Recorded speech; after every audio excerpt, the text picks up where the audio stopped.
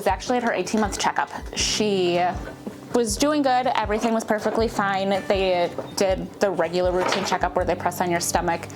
They thought that it was just constipation, and she wasn't bothered by it. A month later, took her in because it was still there. She's like, if it's there in 2 weeks, bring her back. So we went back like 1.5 weeks later and saw someone else, and he's like, I don't think this is constipation. He's like, if it was, she would be really bothered by it. She'd be in pain. He sent us to have a ultrasound done, and then that's when they diagnosed her with just a tumor. It was the size of an orange. She had surgery December 4th to have it removed, sent it off right away, and then December 15th is when they gave us the call around 5 that it's actually cancer, Wilms tumor. She was up and walking within 24 hours. She did not. She was trying to run the hallways. She did really good afterwards. Are you sharing your food? Hers is super rare though. Hers grew outside of her kidney. It typically grows within the kidney. The radiologist that she had said he's been there for over 20 years and this is the second case that he's ever seen. So she started radiation the week of Christmas, and then she started chemo in January right away. And then chemo was for 6 months.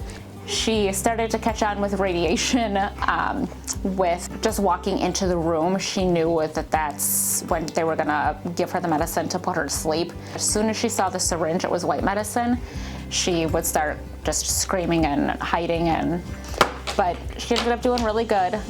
Once radiation was over, then chemo was a different challenge for her. Having to hold her down to access her port because she was so young, she had zero idea what was going on, why they needed to do it.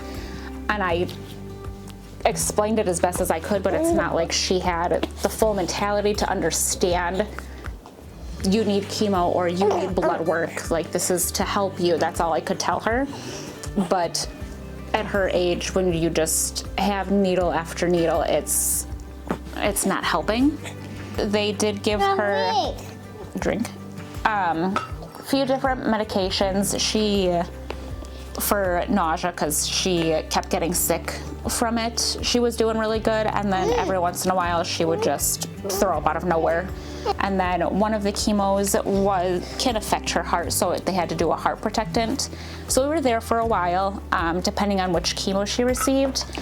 She did finish July 8th of last year was her last one, and so far her scans have been clear, and she was able to ring the bell at Children's, and she thought that was the coolest thing. So she's been doing good since then. She goes back for the first 2 years, she goes every 3 months, and she'll get an x-ray and an abdominal ultrasound. And then the last 3 years, it'll be every 6 months. And then every 5 years, she has to get her heart checked for the rest of her life due to the heart protectant from the chemo that can affect it. So she'll have an echo every 5 years.